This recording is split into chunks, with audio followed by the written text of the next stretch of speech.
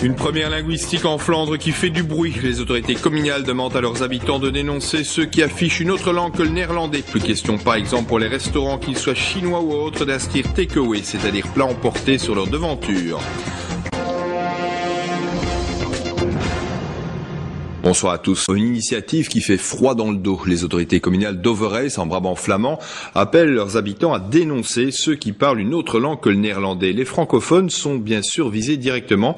Cela concerne même les enseignes de restaurants, qu'ils soient chinois ou autres. Regardez un reportage de Daphné Van Ossel.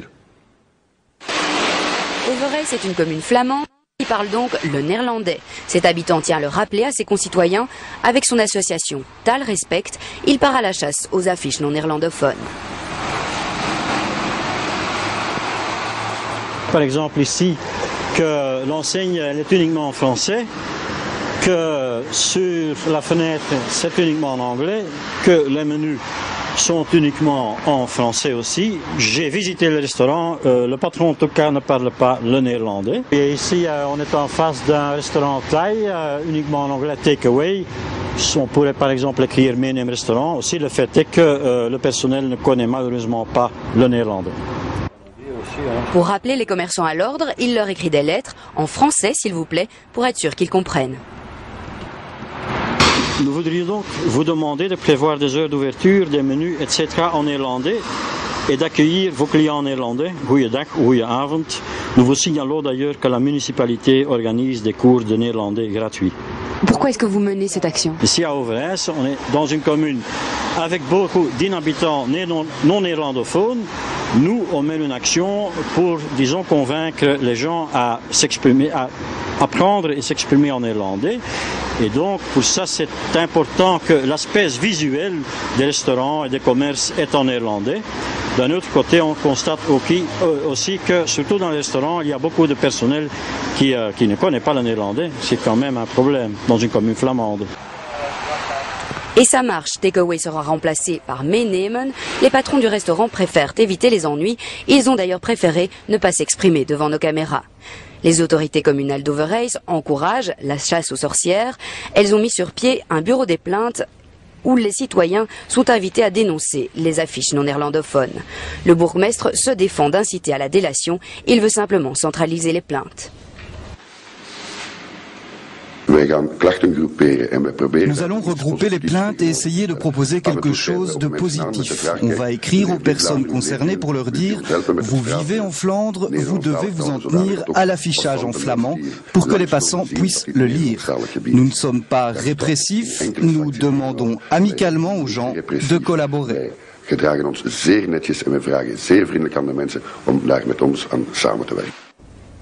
Ce conseiller communal francophone parle lui d'une situation invivable à Overijse. Est en lien avec ce contexte politique qui vise évidemment ici à enfermer Bruxelles, puisque Overijse est une commune cadenas qui pourrait faire le lien entre la Wallonie et Bruxelles. Reste à savoir jusqu'où les commerçants seront inquiétés. Ce restaurant devrait-il changer de nom et dire qu'on est ici, à quelques kilomètres à peine du centre de l'Europe. Cette initiative a suscité pas mal de réactions aujourd'hui. Le Premier ministre a lui-même été interpellé à la Chambre. Le ministre flamand de l'Intérieur n'apprécie pas du tout l'initiative des autorités d'Overijse. Joanne Monté. C'est un grand jour. Marino Keulen est d'accord avec Olivier Minguin. La commune d'Overijse ne respecte pas la loi. Je suis extrêmement mécontent de ce qui s'est passé à Overijse. La Constitution est claire. Article 30, l'emploi des langues est libre. Donc des commerçants qui veulent mettre des indications dans une autre langue que le néerlandais, c'est légalement possible. Et à Overijse, on donne l'impression que c'est illégal. Overijse donne donc une fausse impression. À la Chambre, 2 députés francophones attendent la même condamnation de la part du Premier ministre, Yves Le Terme. On n'invite pas des habitants à les dénoncer sur e-mail dans une boîte à plaintes, devant un bureau des plaintes, des pratiques de commerçants. Où vit-on? J'attends de votre part, Monsieur le Premier ministre, que vous disiez clairement que cette incitation à la haine, à la discrimination et à la délation qui rappelle une époque funeste de l'histoire qui n'est pas très ancienne est condamnée politiquement et moralement par votre autorité. C'est la moindre des choses que l'on puisse attendre de la part d'un Premier ministre d'un État fédéral. Et le Premier ministre leur donnera satisfaction. Je peux comprendre que la commune d'Overhees se soit soucieuse du statut culturel et linguistique qui est son statut, mais d'autre part, je crois en effet que l'utilisation de tels procédés n'est à vrai dire n'est pas acceptable. Je crois que c'est un procédé qui ferait mieux de ne pas être utilisé, mais encore une fois, il incombe aux autorités flamandes de prendre les mesures qui s'imposent. Merci. Applaudissements sur les bancs FDF et MR. Donderdag, 12 juni, c'est vraiment un grand jour. Il ne faut pas considérer la situation en Flandre de manière manichéenne. On va le voir, la Flandre tolérante existe aussi. Christophe de Borsu a rencontré cet après-midi les deux romanciers flamands qui vantent le plus de livres pour le moment. Ils plaident pour plus de solidarité entre les Belges. L'un d'entre eux habite même en Wallonie. Une maison dans la campagne utoise. Ici habite l'auteur qui vend le plus de livres en Flandre pour le moment, Dimitri Verhulst. Ensemble, ces deux derniers romans se sont écoulés à 140 000 exemplaires. Certains lecteurs ne comprennent pas pourquoi il a choisi la Wallonie. Mais c'est quand même normal qu'un Belge habite en Belgique. Si j'habitais à la Provence, on ne poserait pas la question. Les pas peur, elles sont bien activées. Dimitri Verhulst est un de ces nombreux Flamands qu'on entend peu, mais qui tiennent à la Belgique. Il a perdu ses parents très jeunes, il a grandi en orphelinat, il s'en est sorti grâce à la sécurité sociale fédérale.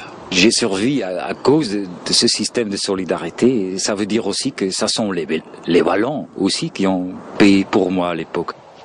L'autre auteur flamand à grand succès, Stefan Breys, habite à Lierre, près d'Anvers. Son roman de Engelemaker s'est vendu à 85 000 exemplaires. Lui, ce qui lui déplaît, c'est le regain d'agressivité des Flamands envers les francophones.